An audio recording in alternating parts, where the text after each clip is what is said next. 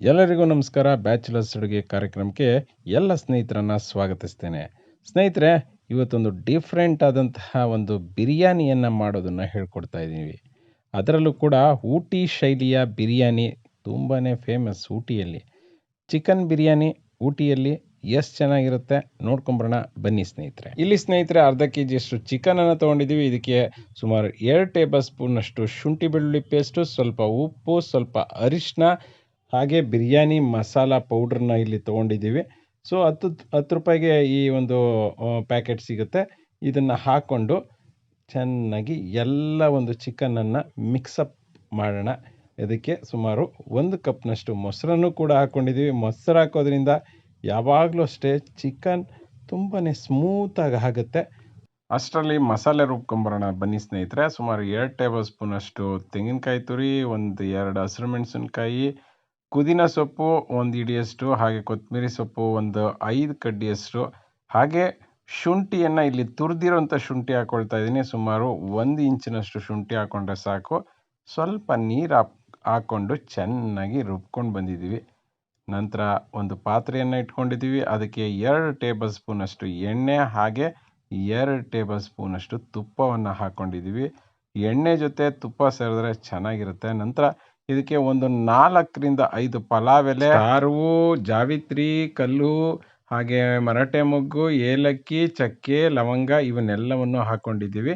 ಜೊತೆಗೆ 1 ಟೀ ಸ್ಪೂನಷ್ಟು ಸೋಂಪು, ಹಾಗೆ ಸ್ವಲ್ಪ ಕಸೂರಿ ಮೇಥಿ. ನಂತರ ಇಲ್ಲಿ ಸುಮಾರು 4 ಹಸಿರು ಮೆಣಸಿನ್ಕಾಯಿನ ಉದ್ದುದ್ದು ಕಟ್ ಮಾಡಿ ಇಟ್ಕೊಂಡಿದ್ದೀನಿ. ಹಾಗೆ 1 ಹಿಡಿಯಷ್ಟು ಪುದೀನ ಹಾಕ್ಕೊಳ್ತಾ ಇದ್ದೀನಿ. ಜೊತೆಗೆ ಈರುಳ್ಳಿ ಉದ್ದುದ್ದು ಕಟ್ ಮಾಡಿಕೊಂಡು ಸುಮಾರು 4 ಈರುಳ್ಳಿಯನ್ನು ದಪ್ಪ ಗಾತ್ರದನ್ನ ಹಾಕ್ಕೊಂಡಿದ್ದೀನಿ.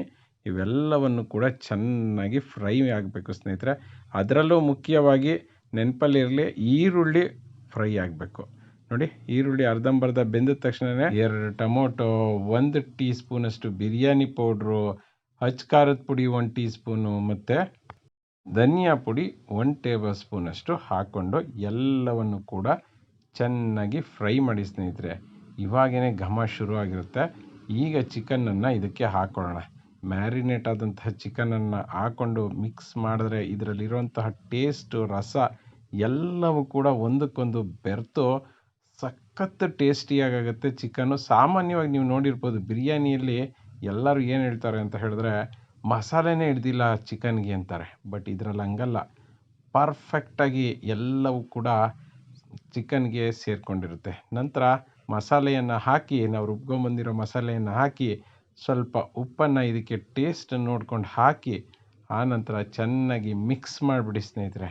ಅರ್ಧ ಕೆಲಸ ಬಿರಿಯಾನಿದು ಇಲ್ಲಿಗೆ ಮುಗೀತು ಅಂತಲೇ ಅರ್ಥ. ನಂತರ ಸ್ನೇಹಿತರೆ ಇದಕ್ಕೆ 1/4 ಲೀಟ್ರಷ್ಟು ನೀರನ್ನು ಹಾಕ್ಕೊಳ್ಳಿ. ಇದೇನಪ್ಪ ನೀರು ಈ ಕಲರ್ ಇದೆ ಅಂದ್ಕೋಬೇಡಿ, ಮಿಕ್ಸಿ ಜಾರನ್ನು ತೊಳೆದು ಅದೇ ನೀರನ್ನು ಹಾಕ್ಕೊಂಡಿದ್ದೀವಿ. ಒಂದು ಕುದಿ ಬರಲಿ ಚೆನ್ನಾಗಿ. ಇದಕ್ಕೆ ಸುಮಾರು 3 ಕಪ್ ಅಂದರೆ 3/4 kg ಅಷ್ಟು ಅಕ್ಕಿಯನ್ನು ತೊಗೊಂಡಿದ್ದೀವಿ. ಇದನ್ನು ಚೆನ್ನಾಗಿ ನೀರಿಗೆ ಹಾಕಿ ತೊಳ್ಕೊಂಡು ಬಂದಿದ್ದೀವಿ. ಈಗ ಇದನ್ನು ಪಾತ್ರೆಗೆ ಹಾಕಿ ನಿಧಾನಕ್ಕೆ ಮಿಕ್ಸ್ ಮಾಡ್ಕೊಳ್ಳಿ. ತುಂಬ ಜಾಸ್ತಿ ಕೈಯಾಡಬಾರ್ದು ಅಕ್ಕಿ ಹಾಕಿದ ಮೇಲೆ. ಆನಂತರ ಇದನ್ನು ಮುಚ್ಚಿ ದಮ್ ಕಟ್ಟಿ ಬಿಡಿ. ದಮ್ ಕಟ್ಟೋದಾದರೆ ದಮ್ ಕಟ್ಟಿ, ಇಲ್ಲ ಹಾಗೆ ಒಂದು ಪಾತ್ರೆಯನ್ನು ಮುಚ್ಚಿದ್ರು ಸಾಕು ಸ್ನೇಹಿತರೆ. ನೋಡಿ, ಬಿಸಿ ಬಿಸಿ ಬಿರಿಯಾನಿ ರೆಡಿ. ತಿಂತಾಯಿದ್ರೆ ಏನು ಟೇಸ್ಟು ಅಂತೀರಾ. ಇದು ಸಾಮಾನ್ಯವಾಗಿ ನಾರ್ಮಲಾಗಿ ಮಾಡಿರೋಂಥ ಬಿರಿಯಾನಿ ಅಲ್ಲ, ಇದು ಊಟಿ ಶೈಲಿಯ ಬಿರಿಯಾನಿ ಸ್ನೇಹಿತರೆ. ಒಂದು ಸರಿ ಮಾಡಿದ್ರೆ ನಿಜವಾಗ್ಲೂ ಪ್ರತಿ ಸಾರಿ ಇದೇ ಬಿರಿಯಾನಿ ತಿನ್ನಬೇಕು ಅನಿಸುತ್ತೆ, ಅಷ್ಟು ಟೇಸ್ಟಿಯಾಗಿರುತ್ತೆ. ಇವತ್ತು ನಾವು ಮಾಡಿದಂಥ ಈ ಸಣ್ಣ ಪ್ರಯತ್ನ ನಿಮಗೆಲ್ಲ ಇಷ್ಟ ಆಯಿತು ಅಂದ್ಕೊಳ್ತೀನಿ ಸ್ನೇಹಿತರೆ. ಇಷ್ಟ ಆಗಿದ್ರೆ ಒಂದು ಲೈಕ್ ಬಟನ್ನ ಹಿಟ್ ಮಾಡಿ, ಹಾಗೆ ನಮ್ಮ ಚಾನಲ್ಗೆ ಸಬ್ಸ್ಕ್ರೈಬ್ ಆಗಿ. ಜೈ ಹಿಂದ್, ಜೈ ಕರ್ನಾಟಕ ಮಾತೆ.